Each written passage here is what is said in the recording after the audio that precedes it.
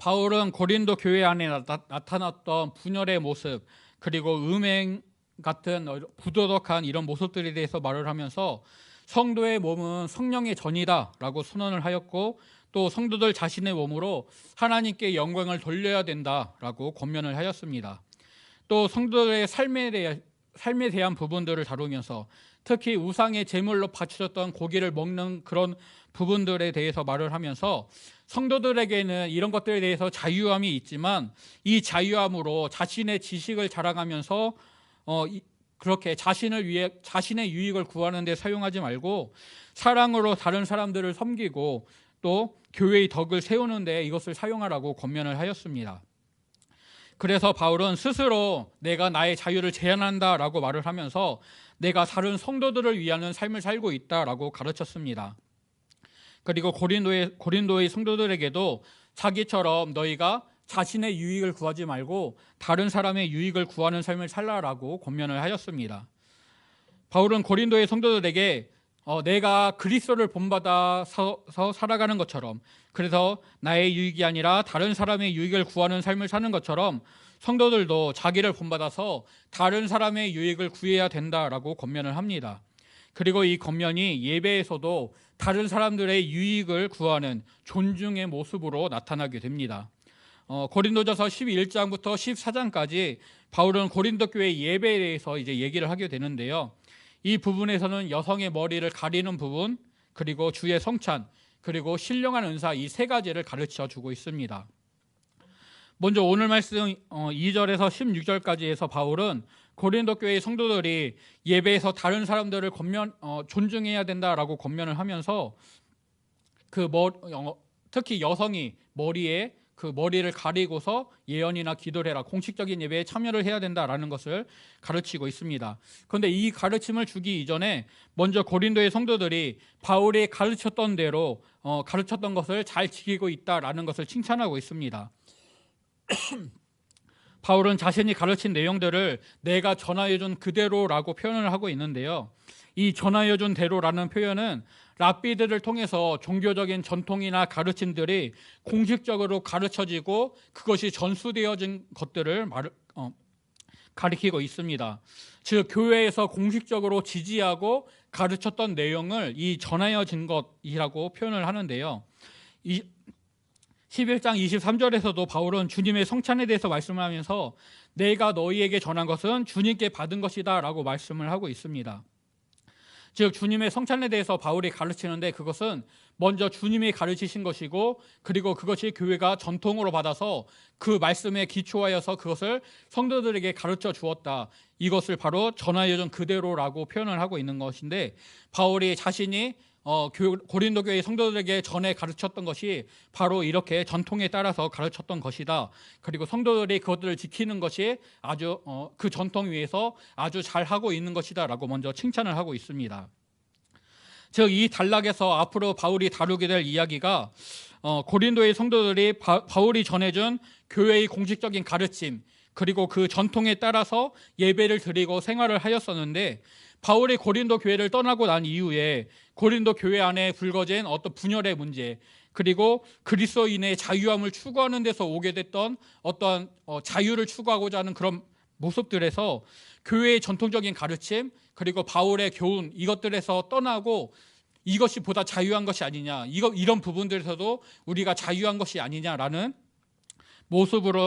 모습들이 성도들 가운데 나타나게 되었고, 또 이런 것들이 논쟁이 되었는데, 이것을 고린도의 성도들이 바울에게 편지를 보내면서 우리 가운데 이러한 문제가 있습니다, 이런 논쟁이 있습니다, 이에 대해서 당신의 답변을 구합니다 라고 요청을 하였고, 바울이 이것에 대해서 답변을 하는 것이 본문의 내용인 것입니다.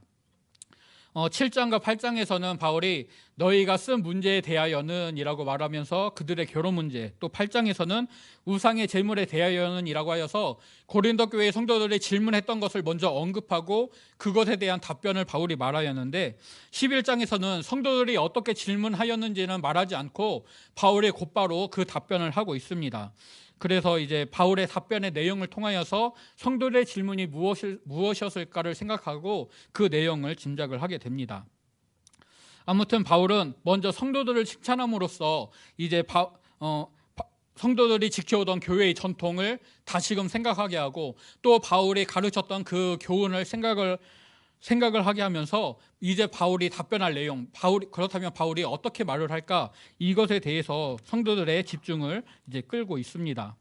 본문의 내용을 근거로 생각하면 교회의 전통 그리고 공식적인 가르침은 예배 때, 공적인 예배 때에 여성들이 이제 머리를 가려야 한다는 것이었습니다. 그런데 고린도의 성도들 중에는 이런 가르침을 거부하는 이들이 있었고, 이것이 교회 내에서 이제 문제가 된 것이죠.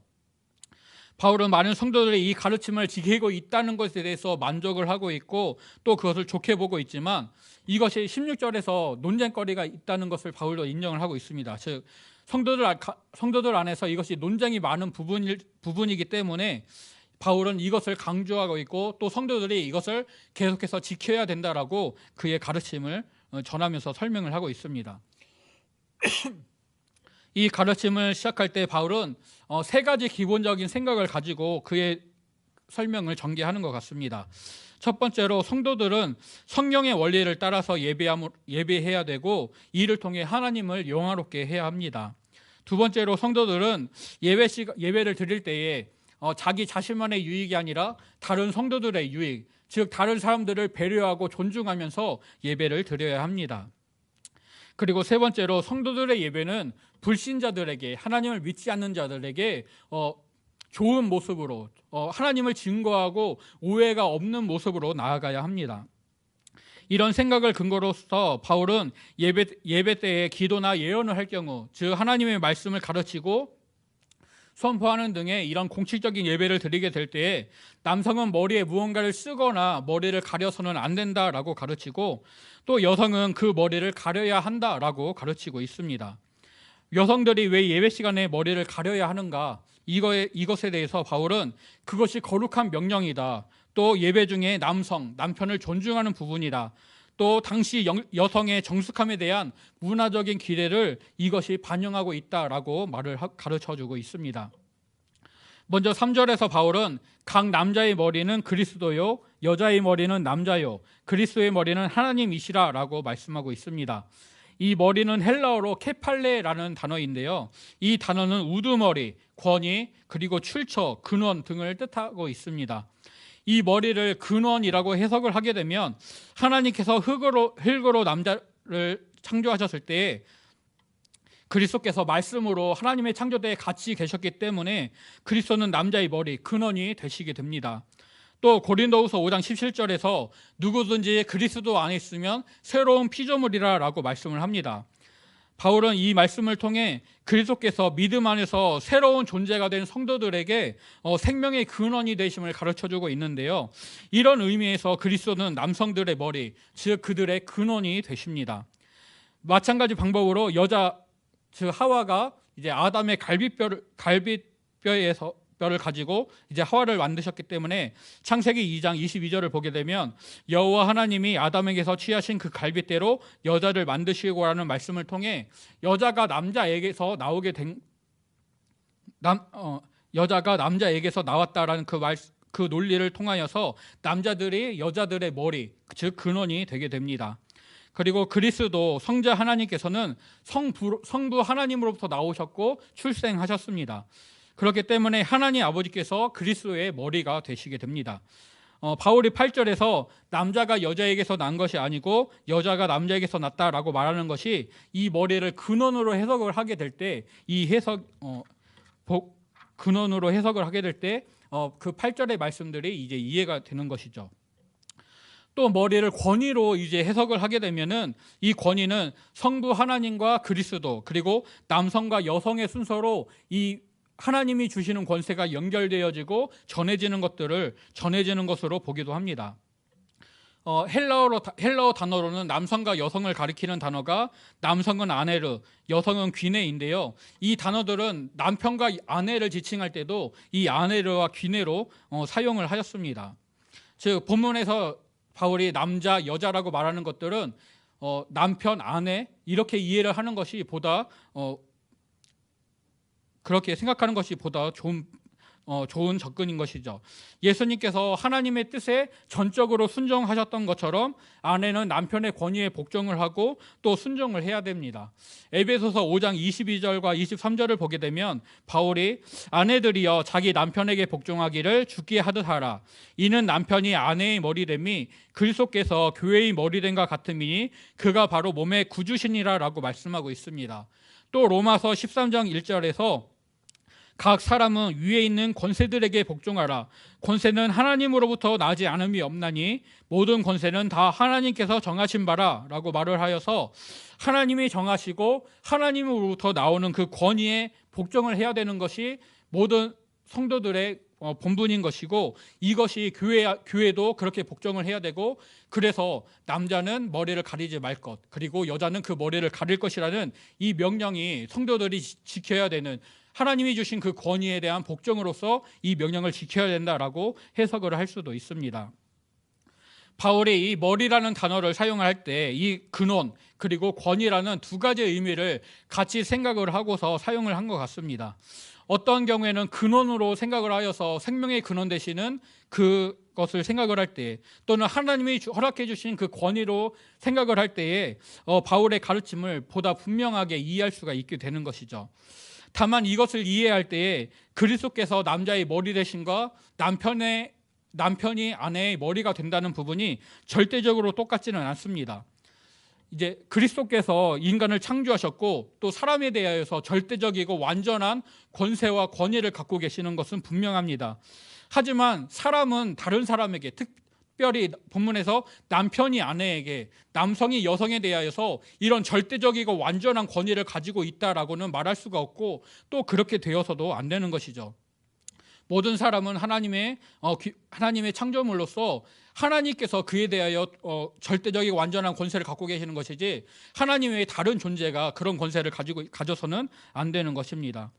또한 하나님께서 그리스도의 머리가 되신다라는 표현에서도 성자 하나님이 성부 하나님으로부터 나오고 성부 하나님을 통하여 출생하셨다라고 이제 니키아 신주에서 가르치지만, 성자 하나님이 창조된 것은 아니다라고 분명히 언급하고 있습니다.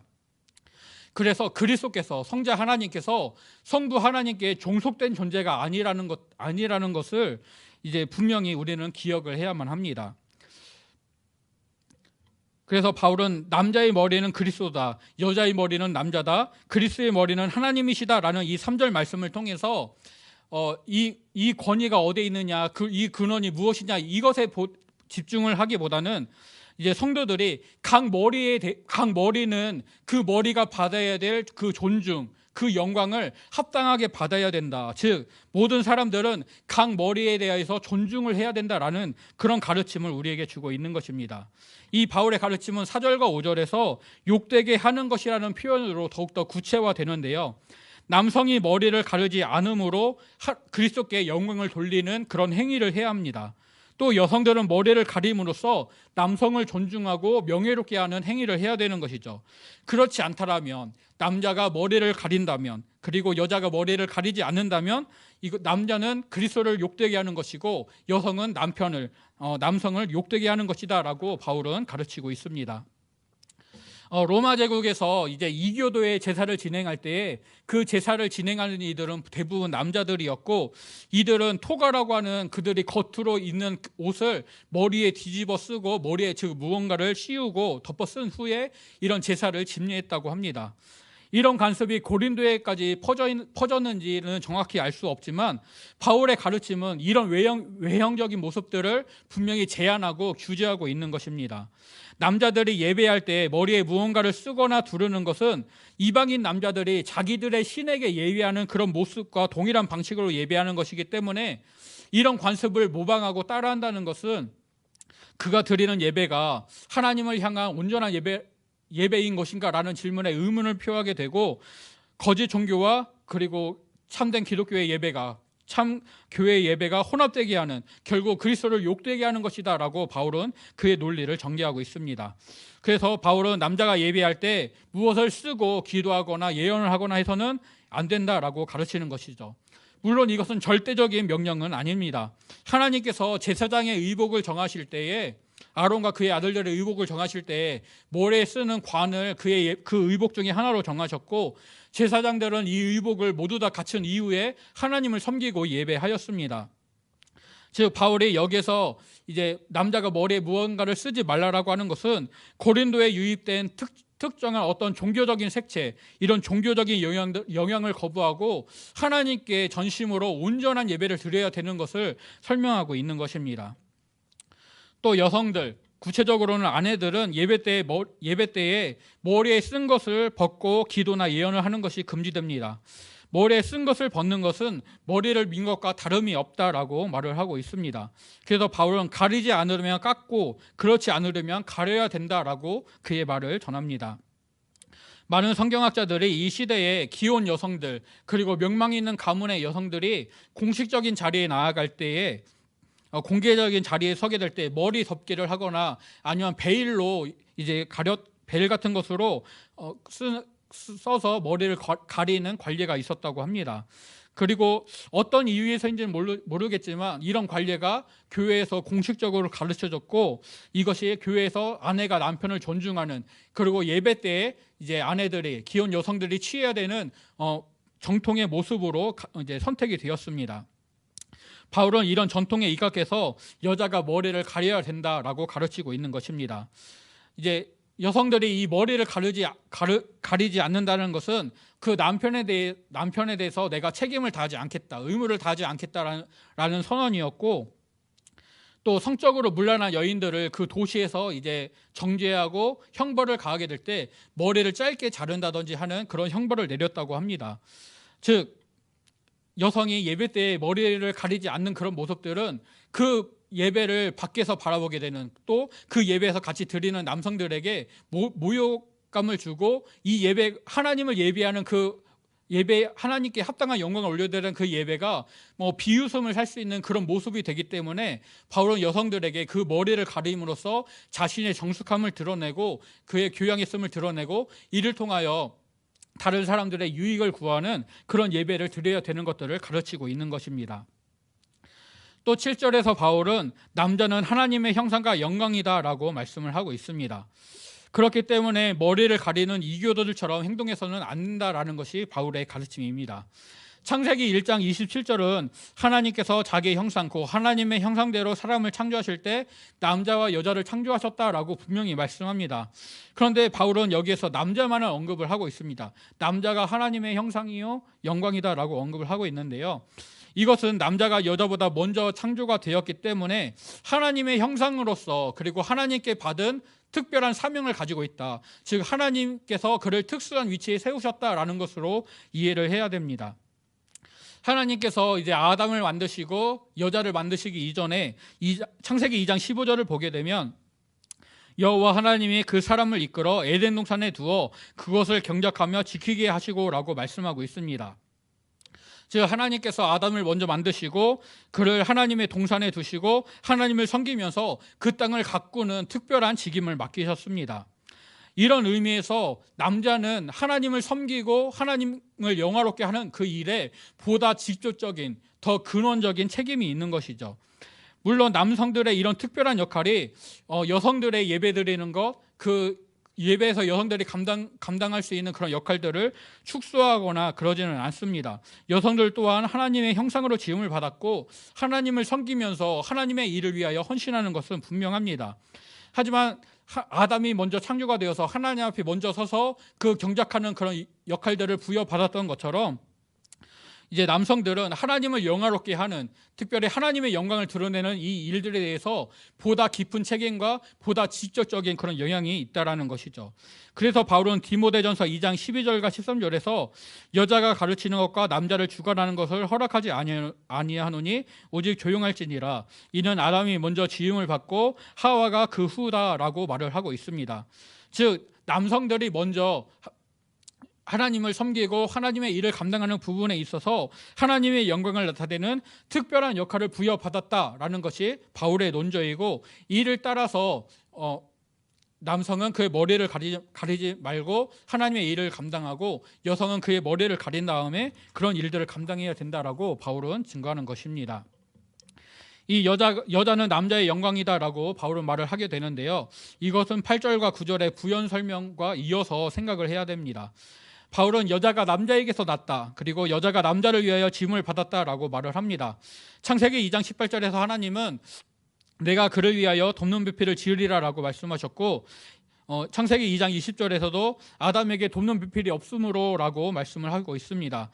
즉 하나님께서 여자를 만드신 목적은 아담에게 맡겨진 사명을 그가 온전히 성취할 수 있도록 돕게 하기 위하여서 여자를 창조하셨다라고 이해할 수가 있는 것이죠. 이런 이유에서 모세는 그 하와를 가리킬 때에 돕는 배필이라는 단어를 사용하였습니다. 하와로 인하여서 아담은 온전해지게 되고 그가 받은 사명을 온전히 성취할 수가 있습니다. 즉 여성들, 아내들이 가지는 이 남편을 온전케 하는 역할은 남편이 예배를 통해 하나님의 영광을 나타내는 것을 온전하게 합니다. 그래서 여자는 남자의 영광이라고 바울은 가르치고 있는 것이죠.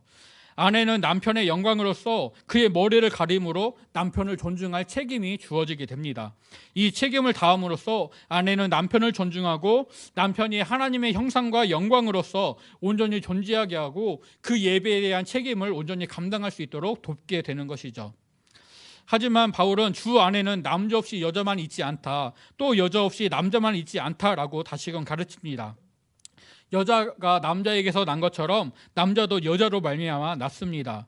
즉 남자와 여자의 관계가 지배적이거나 종속적인 관계, 앞에서 이제 그 머리라는 것을 권위로 생각을 하게 될 때 이제 성부와 그리스도, 그리고 남편과 아내라는 우리는 그것을 순차적으로 생각하여서 아내보다 남편에게 더욱더 권위가 있고 그래서 아내를 보다 열등한 존재로 쉽게 이해하게 되지만, 그러나 바울의 이 말은 이런 남편과 아내의 관계가 지배적이고 종속적인 이런 관계가 아니라 돕는 배필이라는 단어를 통하여서 상호 보완적인, 서로를 도와주고 보완할 수 있는 그런 관계임을 우리에게 알려주고 있습니다.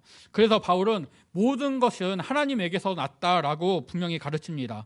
남자와 여자, 남편과 아내 사이가 하나님의 영광을 위하여 서로를 존중해야 되는 그런 관계이고, 이를 통해 교회의 전통과 그런 가르침을 온전히 지켜야 된다. 이를 통해 예배를 통하여서 하나님께 드리는 예배를 통하여서 하나님께 합당한 영광을 올려드리고 온전한 예배를 드려야 된다.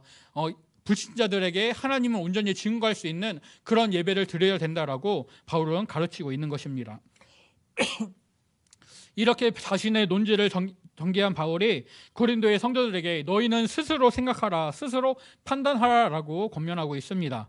자기가 지금까지 말한 가르침들을 무시하고 너희들 각자 알아서 판단해라라는 것이 아닙니다. 바울의 가르침을 맹목적으로 그냥 있는 바울이 말했으니까 내가 그냥 따라야지 이렇게 접근하는 것이 아니라 정말 옳은 것이 무엇일까 고민해보고 스스로 생각하여서 판단하라는 것입니다. 그러면서 바울은 여성이 머리를 가리지 않고 하나님께 기도하는 것이 과연 마땅하겠느냐라고 묻고 있습니다. 즉 어떤 모습으로 예배하는 것이 성도들에게 적절한 것인가, 성도들이 하나님을 예배할 때 어떠한 모습으로 어떠한 자세로 예배해야 되는가, 이것들을 성도들 스스로 판단하고 성도들 스스로 생각하고 그것에 대한 판단을 내리라고 하는 것입니다. 성경 말씀에 기초하여서, 그리고 성도들 간에 서로를 배려하고 존중하는 마음에 기초하여서, 또 이방인에게 증거되는 그 모습에 기초하여서 성도들은 남자는 긴 머리가 아닌 모습으로, 그리고 머리를 가리지 않는 모습으로 하나님을 예배해야 합니다. 또 여성들은 머리를 가리는 모습으로 하나님을 예배해야 되는 것이죠. 16절에서 바울은 이 문제가 논쟁의 소지가 많은 부분임을 인정하고 있습니다. 교회의 전통과 바울의 가르침을 지키며 순종했던 성도들이 많이 있지만 공예회에서 머리를 가려야 하는 것을 거부했던 성도들도 있었을 것입니다. 그러나 바울은 모든 교회에 이런 관례가 없다라고 말을 하면서 성도가 자기의 유익이 아니라 다른 사람의 유익을 구해야 되는 것처럼, 또 바울이 다른 성도들을 위하여서 자신의 자유를 제한했던 것처럼 이제 고린도의 성도들에게 자기를 본받으라고 했던 그 명령대로 바울이 이제 그 거룩한 하나님의 명령을 근거로, 또 성도를 배려하는 모습을 근거로, 이방인들에게 증거되어져야 되는 그 예배의 모습을 근거로 명령하는 이 가르침을 강조하면서 이것들을 온전히 지켜야 된다라고 바울은 가르치고 있는 것입니다. 오늘 말씀은 바울이 모든 교회에게 절대적으로 명령한 것이 아닌 것을 먼저 기억해야 됩니다. 이것이 절대적인 명령이라면 우리는 천주교 위사처럼 예배를 드릴 때 모든 여성분들이 머리에 흰 수건이나 무언가를 쓰고 예배를 해야 될 것입니다. 이것은 고린도에 유입된 이방 제사의 문화 속에서 바울이 하나님의 영광을 위하여서 그리고 다른 이방인들에게 증거가 되는 그런 온전한 예배를 드릴 것을 명령하기 위하여서 남자는 머리를 가리지 말고 여자는 그 머리를 가리라라고 명령한 것입니다. 그 온전한 예배를 위하여 하나님께 합당한 영광을 올려드리기 위하여서 또 이방인에게 증거가 되는 그 예배를 위한 것이 이제 머리를 가리지 않는 남성과 머리를 가리는 여성으로 표현된 것이죠.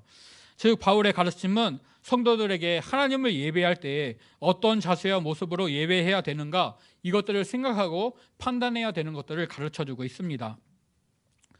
제가 설교를 하는데 집에서 입는 편한 복장으로 와서 강단에 서서 설교를 한다면 저 자신에게는 어색하긴 한데요. 저 자신에게는 문제가 없겠죠. 하지만 그 모습을 바라보는 사람들에게는 그 부분들이 분명히 문제가 될 것입니다. 제가 만약에 야구 모자를 쓰고 와서 설교를 한다면 그것이 과연 적절할까요? 그렇지 않을 것입니다. 주일 예배 때 찬양 인도하시는 하준주 일사님께서 만약에 방송에서 음악에 종사하는 사람들이 하는 모습들처럼 예를 들어서 힙합하는 사람들처럼 금목걸이 이렇게 하고 손에 막 금반지를 끼고 와가지고 막 이렇게 하면서 찬양을 인도하신다면 그것이 과연 적절할까요? 아니면 막 락하는 사람들은 헤드뱅잉을 하면서 찬양 인도를 하신다면 그것들이 과연 적절할까요? 우리가 목사님의 설교를 듣다가 궁금한 것이 생기고 의문점이 생길 수 있습니다. 그런데 그것이 생길 때마다 바로 그 자리에서 손을 들고 목사님 그거는 왜 그렇습니까? 라고 질문을 한다면 과연 그것이 그 예배 시간에 적절한 모습일까요? 우리가 나의 자유와 내가 하나님 앞에 온전히 예배하는 그 부분만 생각을 한다면 그 어떤 것도 우리가 어떤 모습으로 하나님을 예배하는 것에 문제가 될 것은 없을 것입니다. 하지만 다른 성도들의 유익을 구해야 된다. 또한 이방인들에게 증거가 되어야 된다. 하나님께 합당한 영광을 올려드려야 된다라는 이런 명제를 먼저 생각을 하게 된다면 오늘 내가 드리는 예배에서의 모습이 나의 태도가 특별히 다른 사람들이 하나님을 전심으로 예배하고 하나님과 온전히 교제하는 그런 것들을 방해하거나 막아서는 안 될 것입니다. 저와 성도님들이 이 부분을 분명히 기억하고 우리의 예배가 하나님께 합당한 예배, 하나님의 온전히 흠양하시는 예배, 또한 다른 성도들 존중하고 배려하면서 위로할 수 있는 그런 예배가 되기를 간절히 소원합니다. 설교 초반에 바울은 3가지 기본적인 생각을 가지고 고린도 교회의 성도들을 권면하고 있다라고 말씀을 드렸습니다. 성도들은 성경의 원리를 따라서 예배함으로 하나님을 영화롭게 해야 된다. 성도들은 예배 시간에 다른 성도들을 존중하고 배려해야 된다. 또 성도들의 예배는 불신자들에게 증거가 되어야 한다라고 말씀을 드렸습니다. 우리는 우리의 예배를 주관하시고 흠양하시는 하나님께 집중해야 합니다. 그리고 영과 진리로 그리고 전심으로 온전히 하나님만을 예배해야 합니다. 하나님과 우리 사이를 가로막고 있는 것들, 내가 하나님께 온전히 집중하지 못하게 하는 그 모든 것들은 우리가 모두 끊어버려야만 합니다. 또 우리의 예배는 하나님이 세우신 질서와 권위를 따라서 그 하나님이 세우신 그 설교자를 인정하고 그분을 통해 주실 하나님의 말씀과 은혜를 온전히 사모하는 가운데 드려져야 합니다. 또 우리 예배는 다른 성도들을 배려하고 존중하면서 또 서로를 보완하고 도움을 주면서 서로를 세우고 격려할 수 있는 그런 예배가 되어야 합니다. 또 예배하는 자 모두가 하나님과의 영적인 교제를 깊이 나눌 수 있는 그런 예배가 되기 위하여서 서로를 존중하고 배려해야 되는 것이죠. 또 우리의 예배는 믿지 않는 자들에게 하나님의 말씀이 바로 선포되고 증거될 수 있도록 그 말씀이 증거되는데 오해가 생기지 않도록 바른 제도와 규칙 안에서 온전한 모습으로 드려져야 합니다. 우리의 머리 되시는 그리스도께서 하나님의 뜻에 온전히 순종하셨던 것처럼 오늘 우리도 오직 말씀에 순종함으로써 하나님이 기뻐 받으실 만한 온전한 예배를 우리가 드릴 수 있기를 간절히 소원합니다. 이를 통하여서 하나님의 영광을 나타내고 교회의 덕을 세우게 되는 저와 성도님들이 될 수 있기를 간절히 소원하고 축복합니다.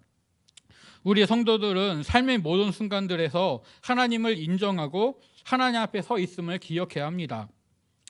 특히 예배 때에 더욱더 우리가 하나님 앞에 서 있습니다라는 것들을 분명히 기억하고 그 앞에 흠도 점도 없이 서서 온전함으로 서서 그렇게 믿음으로 나아가야 되는 줄로 믿습니다. 우리의 예배가 그렇게 하나님 앞에 온전한 예배, 하나님께 합당한 영광을 올려드리는, 그리고 다른 사람들에게 하나님을 나타내고 증거할 수 있는 그러한 귀한 믿음의 예배가 될 수 있기를 간절히 소원하고 축복합니다. 이를 위하여 우리가 더욱더 말씀 가운데 하나님을 바라고 의지하여서 온전한 믿음으로 예배하는 저와 성도님들 되시기를 간절히 소원하고 축복합니다.